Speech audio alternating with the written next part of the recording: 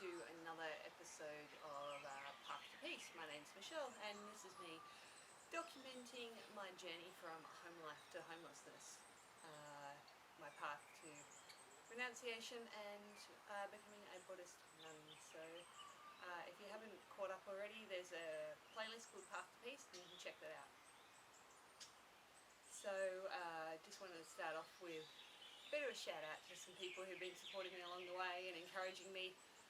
All the guys from the Student of the Path Discord. I'll put a link to the Student of the Path Discord in the text below so that you can follow it, and especially to Venerable Bhante Jayasara, who was Jayantha, and his channel Student of the Path, which was a big inspiration for getting this off and running. As you'll notice, I'm in a new location once again and actually trying to make an effort to make this look a bit nicer. I got told I looked like I'd been dragged through a hedge backwards, so I decided to tidy this up a bit. Thanks, Aya. No, I'm sure, I can do better, so I will try and do better when it's possible. So for the last 2 weeks I've been here. This is my mum's place. Hopefully the audio's alright. I haven't got my microphones with me.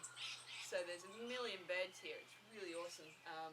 I haven't seen this many birds anywhere. It's just this beautiful, huge garden. So I might take you on a tour sometime. And so I've been here for the last 2 weeks. Maybe 3 weeks. It's been a while. Anyway, yeah, Mum was in hospital for about a week, so I had the place to myself, and it was fantastic. I was, getting, 3 good, solid sits in every day, and it was really nice and peaceful. Since she's come out of hospital, her operation went really, really well and stuff.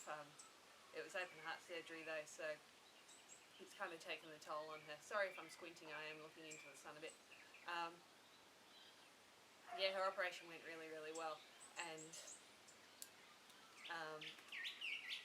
but yeah, she's been very, very much needing my help, and it's been good to be able to, help out with my mum, and for a while we weren't super close, so it's been a good way to rebuild this relationship. And I think this is one of the things that's in the Mylor Sutta, caring for relatives, and that is one of the blessings in the Mylor Sutta. So I can definitely see that, and I can also see how through practicing and stuff like that, I've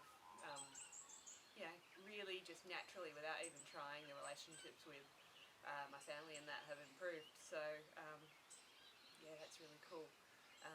I've been here helping out my mum, and for the first week it meant that my practice, my sitting practice and that did take a bit of a hit and stuff, but I'm starting to get back into the groove of it now, so that's been good. And this time next week I will be in Perth, probably having a nice big breakfast somewhere, and then heading off to Jana Grove to go on my very first retreat with Ajahn Brahm. Fingers and toes crossed, something doesn't come up again like it did a few weeks ago, but I think this will be a really real thing, so I'm really looking forward to it. Wow, that sun's getting bright in my eyes. So what did I want to talk about? That first week I was here, I guess I felt I was able to really settle in. I was starting to get really comfortable with this transition and stuff like that. Before that I felt like I was a bit in a whirlwind of things, but being able to settle down here, this was my house for 7 years, from when I was 10 until when I was 17. So even though my room has now been converted into an office, this does have little elements of home, so maybe this doesn't count for home life to homelessness. But I've also been supporting a friend who's been going through some problems and stuff like that, some difficulties in her life, so that's been nice to be able to do that as well. And it's kind of got me thinking about a few things, to do with the monastic life and what lies ahead of me. And I've been talking to her about this because she, one of her experiences is that she received some unskillful advice from another monastic, and she was saying to me, this is really serious stuff. People do come to you because you're in robes and ask for your advice and stuff like that, and yeah, these people are probably quite vulnerable in that. So making sure that you give advice which is skillful and not going to cause problems is, I guess, a really, really serious thing. You know, we're not here just as counsellors, and Ajahn Brahm always jokes about the reason that people come to monastics is because they're free. Um, but, you know, I think, so I've had to really kind of consider about these things and how to offer advice that is skillful and stuff like that. So I've fallen back to Ajahn Brahm, one of his favourite things, which is The Emperor's Three Questions by Tolstoy, which is what is the most important time, and that's now. What is the most important person, and that's the person in front of you. And what is the most important thing to do, and that is to care. So I think, you know, quite often when we're trying to give advice, we're trying to fix things. And maybe we don't have the right answer or all the information or whatever. And so then we can give,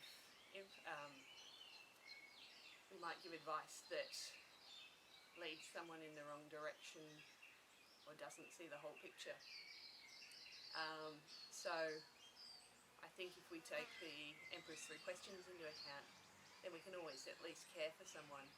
And I think that sometimes that's much more valuable, just being able to pay attention to them here and now, listen to what they're saying without that dialogue going on your head on how to fix it. What can I do? Do I have to do something? And just being able to give that caring attention to someone. And I think that goes a really long way. So I guess that's what I've got for now. And I think, you know, in reflecting on some of the discussions I've been having with different people on Discord, on the Student of the Path channel, link below. Hopefully that worked. People on YouTube always do it. Anyway, so I've been having these discussions, and we've been talking about the monk Venerable Nani Vera and existentialism and different ways that people approach practice and stuff like that. And I also noticed this practicing at the Vihara with different people, that I've very much approached my practice from the basis of this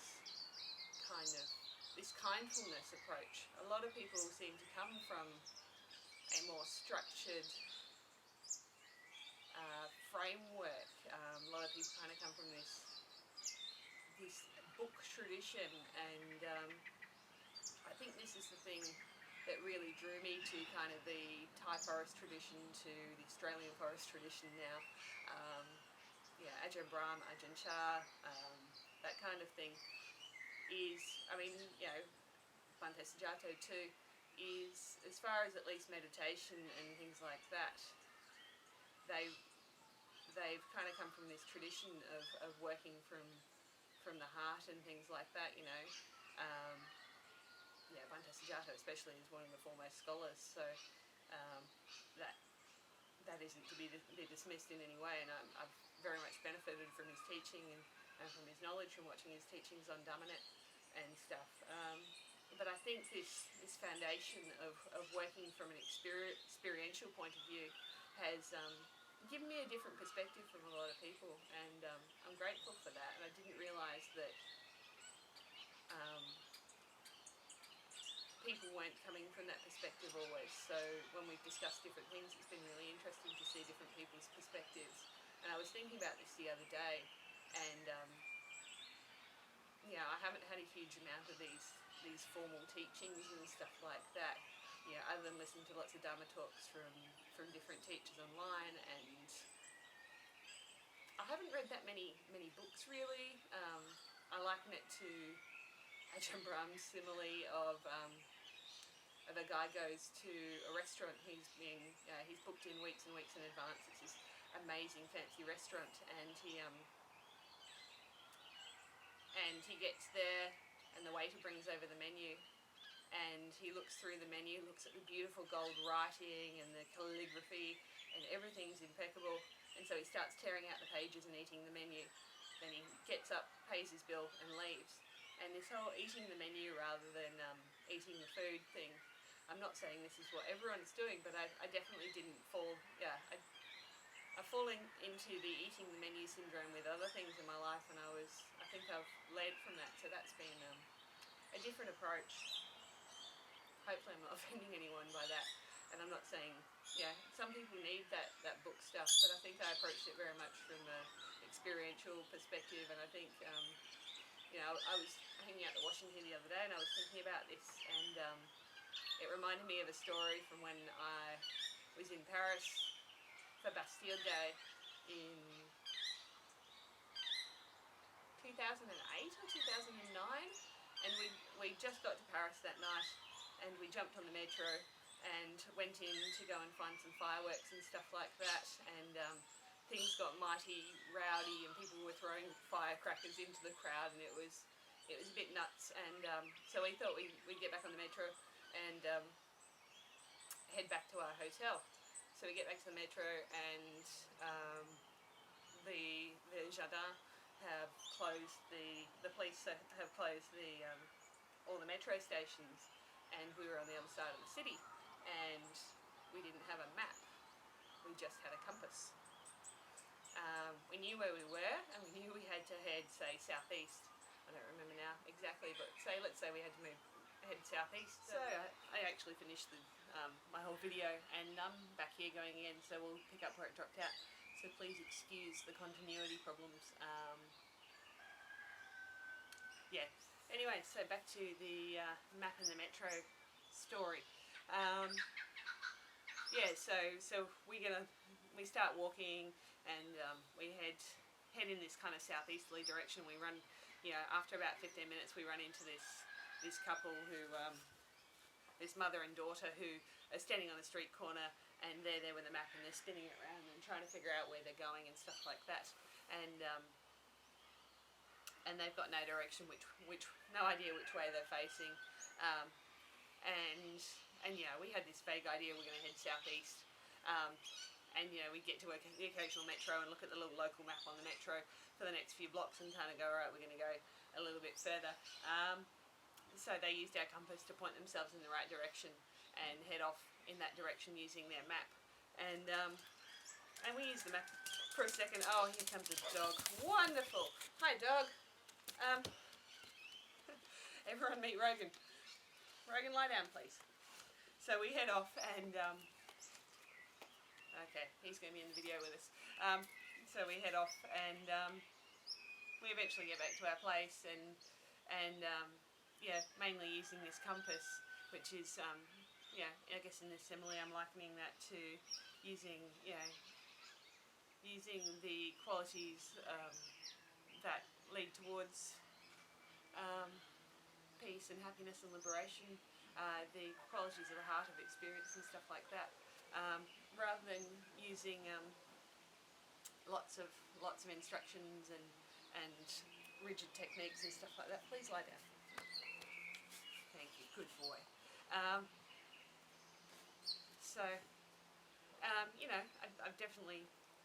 I haven't read that many meditation books or followed that many of the more structured teachings like the Mahasi method and stuff like that, but I think the experiential perspective on things has been really good, and between that and reading suttas, I think that's kind of how I've mainly structured my practice so far, and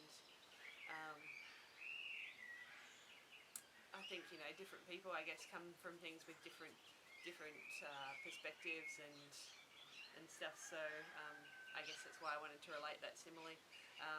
I'm sure the other people who had the map got home too, and we all lived happily ever after. Anyway, so that was that I was going to talk about. I can't remember what else I talked about before the camera cut out. Hopefully it's still running. Looking into the sun, I can't really see. There was a question on my first YouTube video from someone who I think was one of my Discord friends, going under their real name, about why I find it so hard if I don't find following 8 precepts that difficult. Still, even living here, with my mum, I haven't really had too many problems with keeping 8 precepts and stuff like that. But why is this path so hard? And I guess lay people don't consider this necessarily until they're thinking about renouncing. You are giving up a lot of things which you held dear for a long time. You spend less time with family generally. Your relationships with people like your clients are no longer there, and I mean you're gaining a lot obviously when you do it. I really, really, really, really, really miss my dogs, for example. There's no such thing as monastery dogs. If I'd fallen in love with 2 cats, it'd be totally different. So, those are the kinds of things that I find really hard. As far as material possessions and things, I feel quite liberated to be living out of one bag and all those things. But there are definitely things that are hard. But I'm going to be staying here mostly in Adelaide and that for now. So as far as family and my dogs, I still get to see them a bit and stuff. So yeah. So yes, that is what I particularly find hard at the moment. So now on that happy note, I think that I will wind up the video, hang out with this bullfed, and wish you all well.